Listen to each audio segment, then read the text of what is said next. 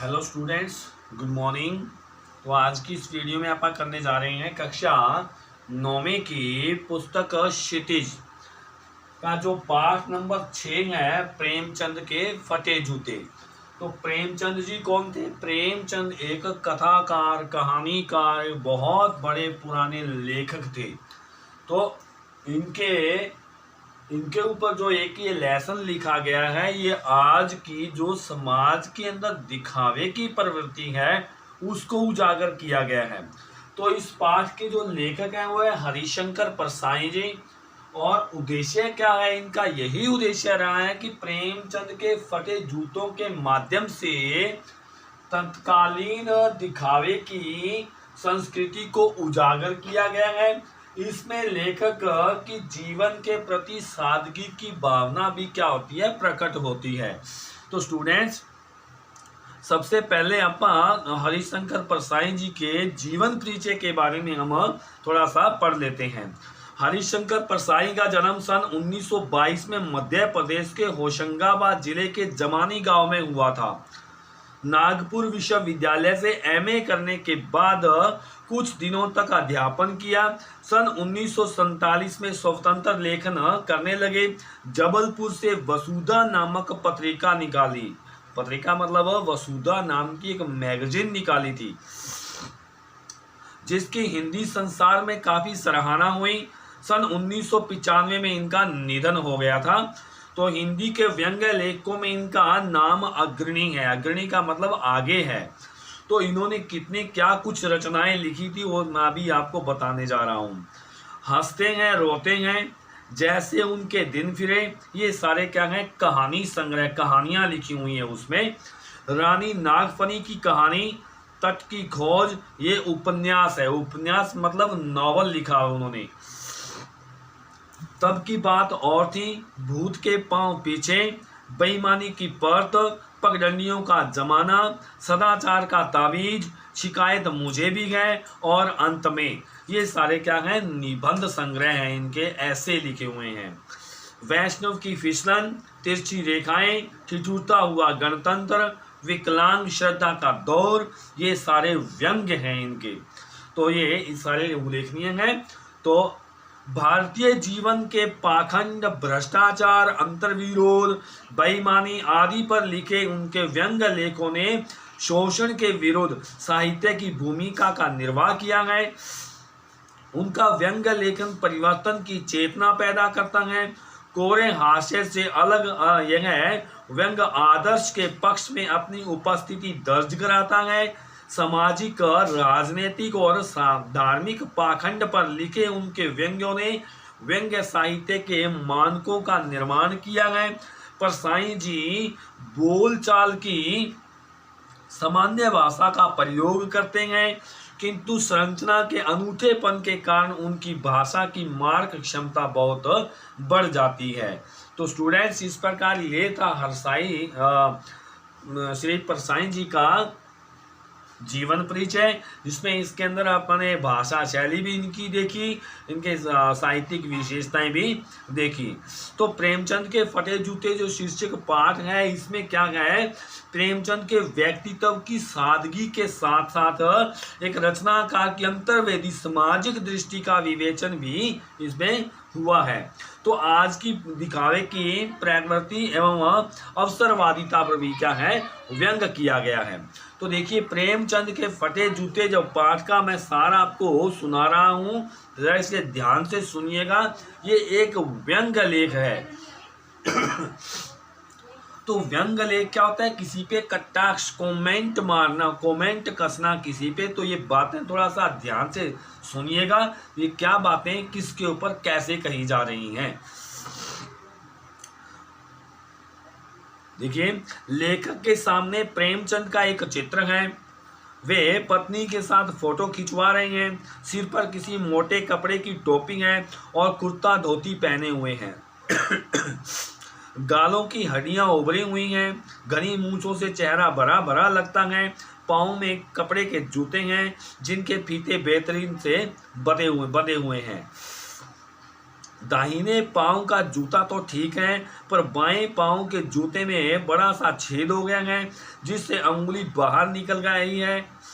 लेखक की नज़र इसी फटे जूते पर अटक गई है। लेखक सोचते हैं कि जब फोटो खिंचवाने की यह पोशाक है तो सामान्य पहनने की कैसी होगी। पर लगता है कि इस आदमी की पोशाकें अलग अलग नहीं होंगी, इसमें पोशाकें बदलने का गुण नहीं है।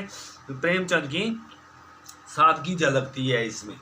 तो देखिए स्टूडेंट्स, यहाँ पे क्या बताया गया है, यहाँ पर जैसे हैं वैसे ही दिखाई दे रहे हैं प्रेमचंद जी।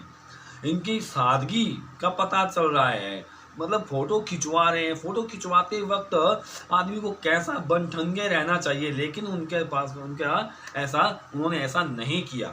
आगे देखिए, लगता है कि प्रेमचंद को इस बात का कतई एहसास नहीं है कि उनका जूता फट गया है और उससे अंगुली बाहर निकल रखी हैं। उसे जूते के फटे होने पर कोई लज्जा का अनुभव नहीं हो रहा है, जैसे यह सामान्य सी बात हो। जब फोटोग्राफर ने रेडी प्लीज कहा होगा तब परंपरा के अनुसार तुमने चेहरे पर मुस्कान लाने की कोशिश की होगी। ऐसा प्रतीत होता है कि तुम जबरदस्ती मुस्कुराहट लाने की कोशिश कर रहे होंगे। फोटोग्राफर ने क्लिक करके थैंक यू कह दिया होगा।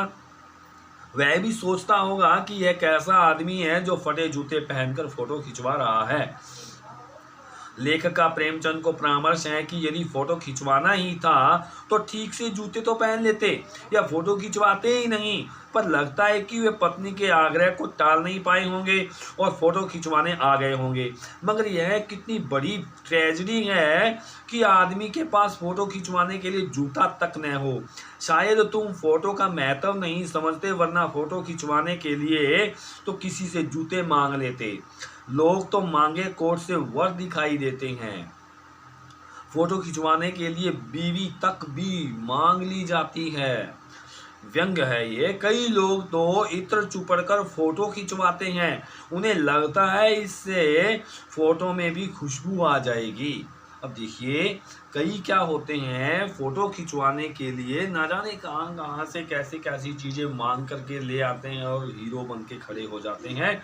वास्तव में वो वैसे नहीं होते हैं, वो उनका दिखावा होता है। लेकिन प्रेमचंद ने ऐसा नहीं किया। टोपी 8 आने में मिल जाती है, पर उस जमाने में भी जूते 5 रुपए से कम नहीं रहे होंगे।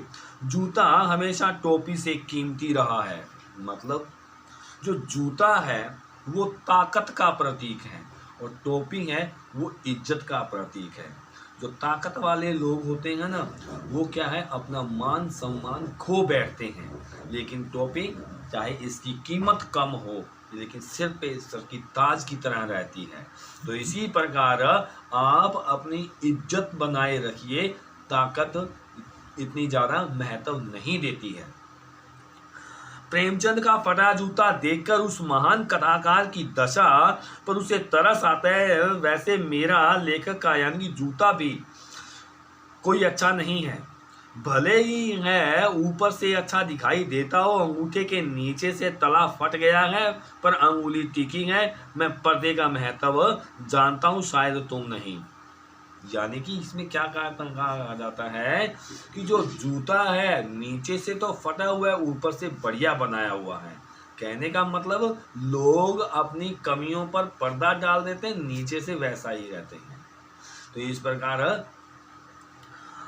तुम तो अपना फटा जूता शान से पहने हुए हो, मैं तो ऐसे नहीं पहन सकता। लेखक प्रेमचंद को विभिन्न रचनाओं के मुख्य पात्रों के नामोल्लेख करते हुए बताता है कि तुम्हारा जूता कैसे फट गया, या तुम बनिए के तगादे से बचने के लिए मील 2 मील का चक्कर लगाकर घर पहुंचते हो, पर चक्कर लगाने से जूता फटता नहीं, घिस जाता है।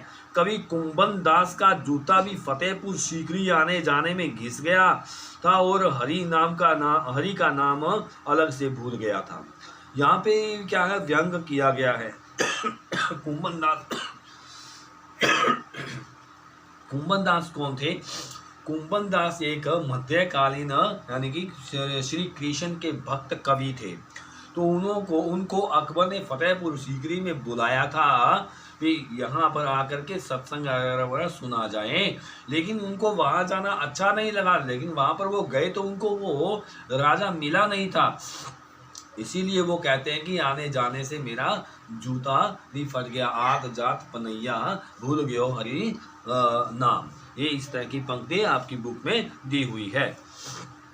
आगे देखिए, लेखक को लगता है कि किसी सख्त चीज को ठोकर मारते रहे हो, ठोकर मार मार कर तुमने अपना जूता फाड़ लिया। कवि कहता है, लेखक कहता है कि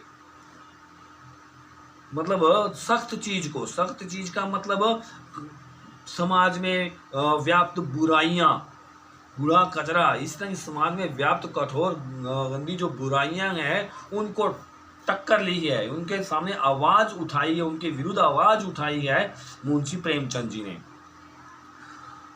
आगे देखिए, तुमने रास्ते के किसी टीले पर अपना जूता आजमाया होगा। रास्ते में कोई टीला, टीला का मतलब क्या आता है, बहुत सारी बुराइयां अड़चने इस तरह से जो होती हैं, उससे कवि लेखक कहता है कि तुमने, या नहीं तुमने किसको कह रहा है, प्रेमचंद जी ने मतलब उन टीलों से कभी एक तरफ नहीं हुए, उनसे सीधा टक्कर ली है उन्होंने। तुम चाहते तो उससे बचकर भी निकल सकते थे, पर यह तो समझौते वाली बात हो जाती है और तुम समझौता करते नहीं थे। तुम्हारे पाँव की अंगुली मुझे लेखक को यह संकेत करती सी लगती है कि जिसे तुम घृणित समझते हो उसकी तरफ हाथ की नहीं, पाँव की अंगुली से ये संकेत करते हो। मैं तुम्हारी अंगुली का इशारा समझता हूँ और तुम्हारी व्यंग मुस्कान को भी समझता हूँ। लगता है कि तुम हम सभी पर हंस रहे हो, क्योंकि हम अंगुली छिपाए और तलुआ घिसाए चल रहे हैं। ऊपर से अंगुली क्या है, अंगुली हमने ढकी हुई है, तलुआ नीचे से फटा हुआ है, हम घिस रहे हैं। तुम कह रहे हो कि मैंने तो ठोकर मार मार कर जूता फाड़ लिया, अंगुली बाहर निकल आई पर पाँव बचा रहा और मैं चलता रहा, मगर तुम अपनी अंगुली को ढांकने की जूता में तलवे का नाश कर रहे हो और इससे तुम चल नहीं पाओगे।